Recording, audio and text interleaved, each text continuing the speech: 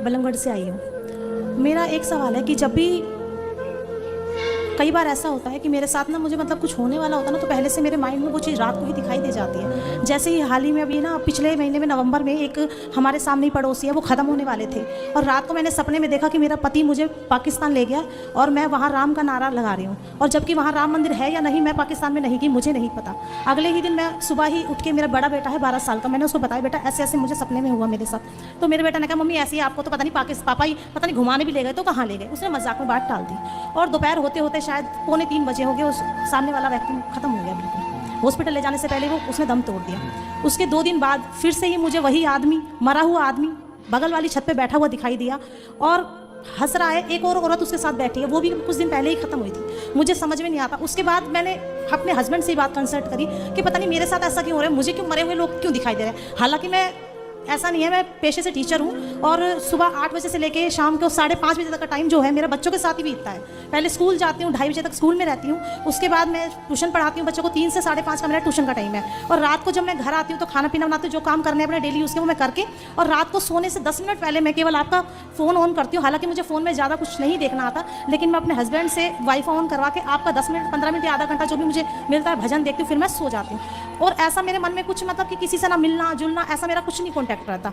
और जब वो 2 आदमी मुझे बैठे हुए छत पे नजर आए, उसके तीसरे चौथे दिन फिर बगल में एक मौत हो गई। तो मुझे समझ में नहीं आ रहा कि मुझे मतलब कुछ ऐसा क्यों हो रहा है। और कल रात को ही मुझे ऐसा नजर आया कि मेरे घर में ना तेल फैला हुआ है, पूरे घर में तेल फैला हुआ है। वो तेल किसने फैलाया मुझे नहीं पता, और मैं उसे समेट रही हूँ लेकिन वो उसे समेट भी नहीं रहा। मतलब इतना तेल वो कहाँ से आ गया, ये क्या चीज़ है।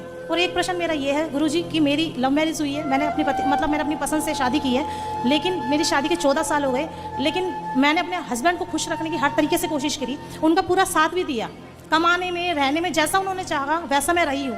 जबकि मेरी शादी नहीं हुई थी तब तक मैं जींस टॉप पहनती थी, मैंने सूट कभी शरीर पे नहीं पहना था।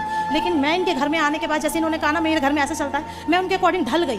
लेकिन आज तक भी ना हम सुखी नहीं जीवन व्यतीत कर पा रहे। लव मैरिज है फिर भी मुझे नहीं पता क्या कारण है। और अब तो मेरा मन ऐसा करता है, मेरे 2 बेटा है, एक 12 साल का और अभी 6 साल का मेरे साथ आया। अब आप ये बताओ कि सारी लड़कियों को लव मैरिज करना चाहिए कि नहीं? नहीं करना चाहिए। मैं तो अपने बच्चों को बिल्कुल सलाह नहीं दूंगी, और मेरा बेटा भी यही कहता है कि मम्मी आप जो पसंद करोगे ना मैं वही। हालांकि दोनों ही अभी इतने छोटे हैं, बट फिर भी मेरा यही है कि अगर कोई लड़की घर में आए तो माँ बाप की परमिशन से ही आनी चाहिए। नहीं, ऐसा नहीं कि मैंने कहा नहीं था, मैंने अपने पेरेंट्स को बताया था, बट मेरे पेरेंट्स को वो पसंद नहीं थे, तो मेरे पास कोई ऑप्शन नहीं था उस टाइम। शायद कह सकते हैं कि उम्र थी या जो भी कुछ है। मतलब आपने लव मैरिज की, पर आप सलाह सबको ये देंगे कि लव मैरिज नहीं करना चाहिए? हाँ, नहीं करनी चाहिए, बिल्कुल नहीं करनी चाहिए।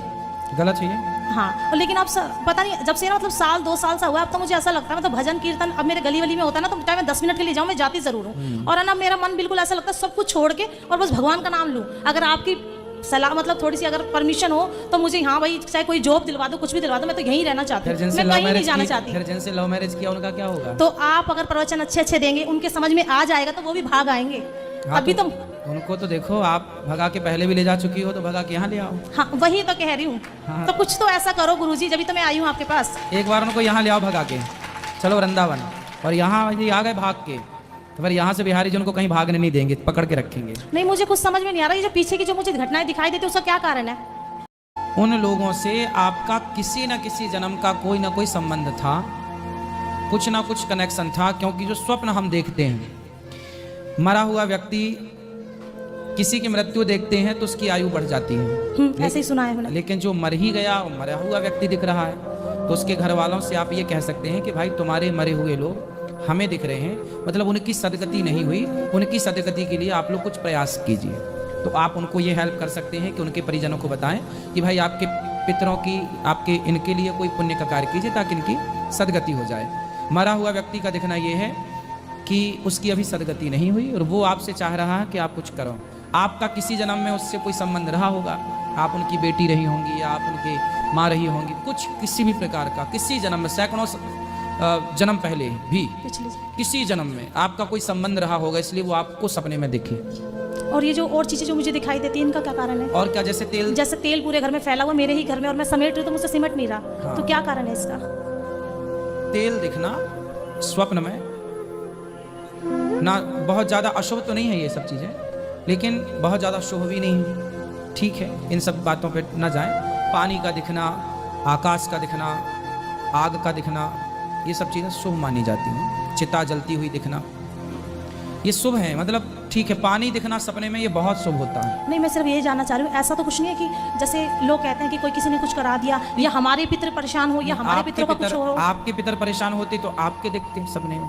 ऐसा तो कभी नहीं हुआ मुझे। हाँ, तो फिर आपके पितर, आप अपने लिए तो कोई पुण्य का कार्य करते ही रहो। इसलिए हम कहते हैं सपना ही आए तब के लिए ना बैठे रहो, पहले से उनके लिए भागवत जी की पोथी पाठ, गया श्राद्ध, जो भी उनके लिए कर सको, उनकी प्रत्येक तिथि पर कोई ना कोई कार्य होना चाहिए।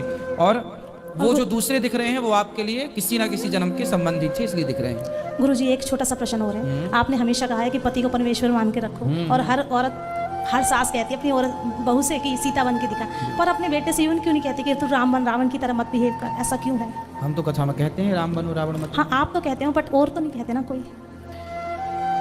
देखो, तो अगर पति अगर गलती करता है तो पत्नी को क्या करना चाहिए, मुझे ये बताइए बस सबसे पहले। अगर पति ने एक गलती की, पत्नी ने माफ़ कर दी, फिर दोबारा गलती की, फिर माफ़ कर दी, ऐसे ही अगर 5 से 7 बार उसने गलती की और पत्नी ने माफ़ कर दिया, तो अब उस पत्नी का क्या कर्तव्य है कि उसे क्या करना चाहिए? उस पति के साथ ही रहना चाहिए, गलती करते रहो, माफ़ करते रहो, या फिर कोई और सॉल्यूशन है?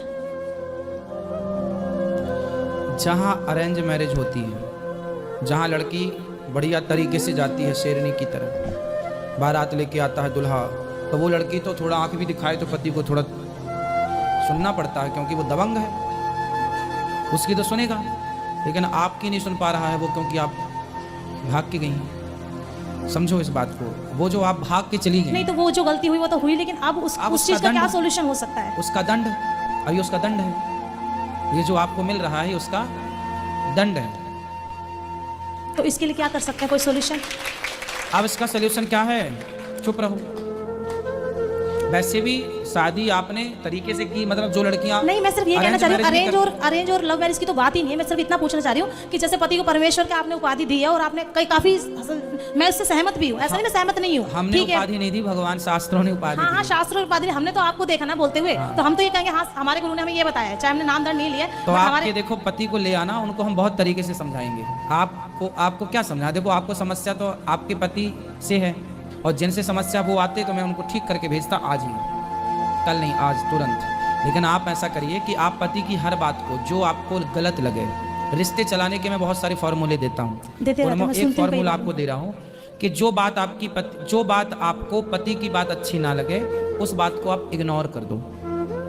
एवरी टाइम इग्नोर हो सकता है, कभी कभी ऐसा होता है कोई बात नहीं समझ, नहीं इग्नोर हो जा सकती, फिर भी 99% इग्नोर करो। एक आध बात पे आप कभी देख लो जो आपका मन हो, लेकिन बाकी बातें बोलने से भी क्या फायदा? बताओ ना, कुत्ता भौंके तो क्या हम भी उसकी तरफ भौंकने लग जाएं? एक तो ये है कि वो भौंक रहा है तो हम भी भौंके, एक तो ये है अरे कुत्ते ही तो हैं तो चलो आगे बढ़ो। कहाँ ध्यान देंगे? तो आगे बढ़ने में भलाई है। आगे बढ़ने में, रुकने में कहाँ? रुक जाए गंगा का पानी तो रुका हुआ गंगा का पानी भी गंदा हो जाता है, बहता हुआ पानी ही शुद्ध माना जाता है, इसलिए बहते रहो आगे की तरफ। थैंक यू सो मच गुरुजी, शांति से चलो। ठीक है।